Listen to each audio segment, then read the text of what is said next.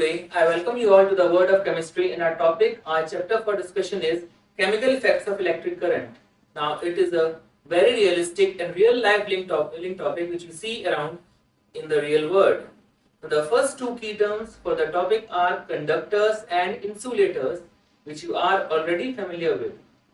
Conductors are substances which can conduct electricity, whereas insulators, they are bad conductors of electricity.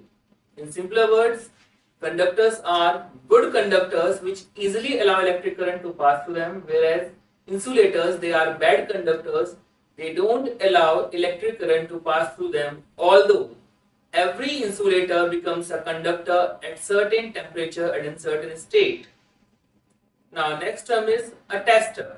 As you can see in the slide, there is a tester apparatus. In this apparatus there is a battery linked with a switch and the connecting wires are there to join them. Now how can we use a tester? Just see here, with this diagram a metal object is inserted within the tester apparatus we have shown in the diagram. Now this metal object, when inserted, completes the circuit, closes the circuit. As a result, the current is allowed to flow through it. Now when the current flows, the light which is present in the tester will light up, and as a result will show that the circuit is complete, current is now flowing through the wires and the object itself. Or simply we can say that this object is a conductor. Now more will be the light, better will be the conducting ability. If the light is pretty high, pretty much, the bulb glows quite brightly, it means that the subject is a very good conductor. Whereas in case the light is less, we can say it is a poor or a weak conductor. Now these are again good and bad conductors. Good conductors which allow very much amount of current to pass through them, which can be shown by the high brightness of bulb during the activity, whereas bad conductors, they will show less conduction and the bulb will go less in the activity. Our next topic is the examples. Now what are the examples? All the metals we see around us are potential conductors. Gold, silver, iron, nickel, cobalt, they all are conductors in their solid and even molten state, whereas objects like plastic, wood, glass, they are all insulators. Even rubber, they don't allow the current to pass through them. That's why they are used to cover various metallic wires, metal objects which are required in the circuitry. You all have seen wires are covered with a type of rubber. You have seen that the handles of utensils are covered with plastic. Why is this so?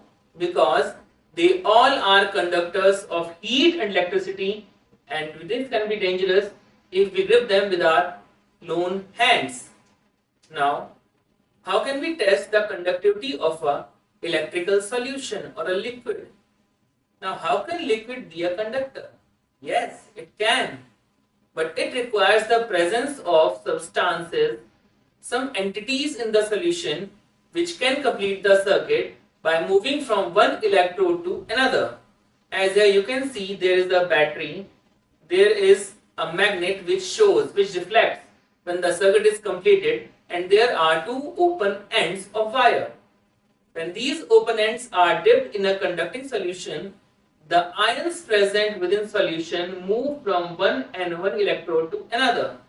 Anions move towards anode, cations move towards cathode, and thereby they complete the entire circuit, which result in the magnetic effect of current, and as a result the magnet is deflected.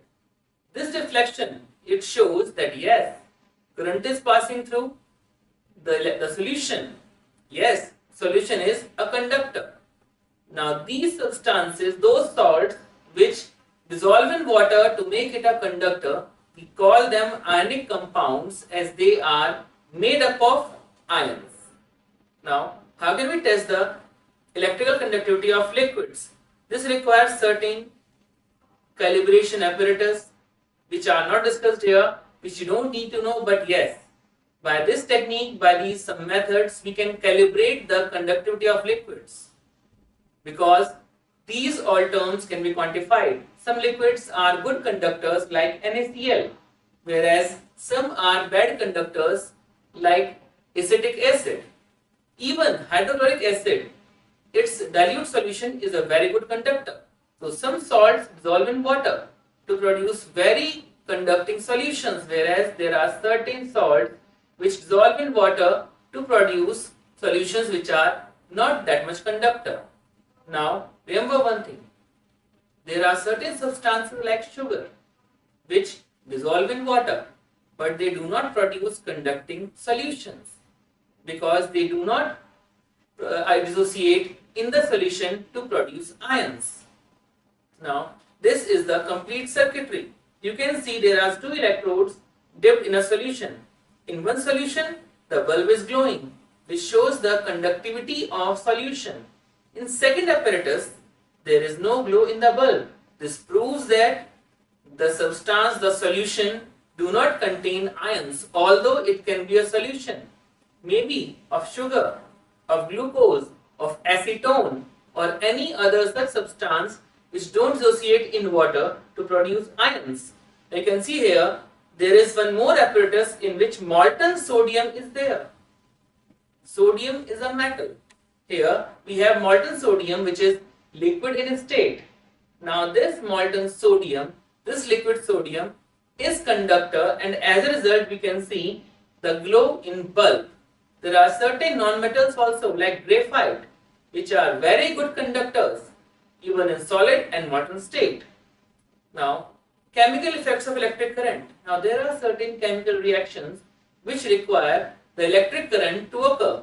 They can only occur when the electric current passes through a certain solution, a certain substance, and there are a lot of applications for that.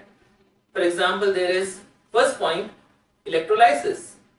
When we pass electric current through water, it requires a voltage of minimum 6 volt, and in that case the water dissociates to produce hydrogen and oxygen.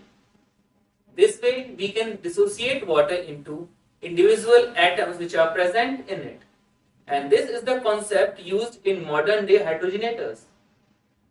You have seen that in hospitals large size cylinders are used for oxygen. Nowadays they are all being replaced by hydrogenerators in which water is used to produce hydrogen and oxygen.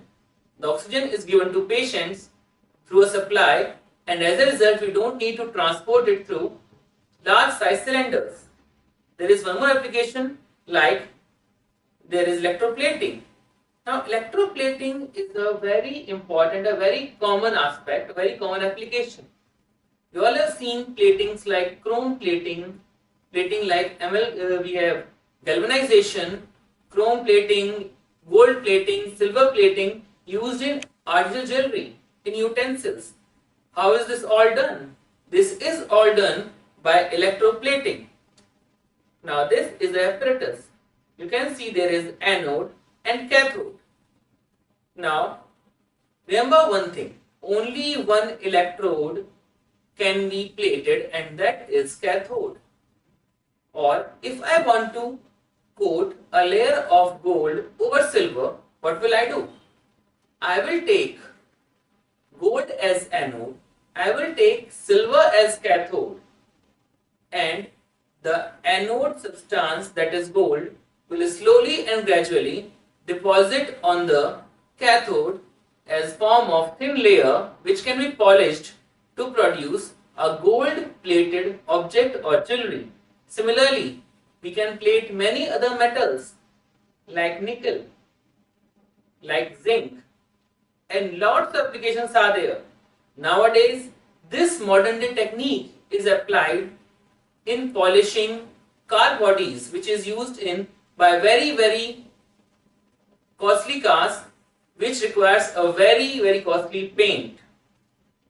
Now, these are certain examples like alloy wheels, body of bikes, tabs, locks. All these are coated by electroplating method, in which stainless steel, chrome, these are plated on the surfaces. Even platinum can be plated like this.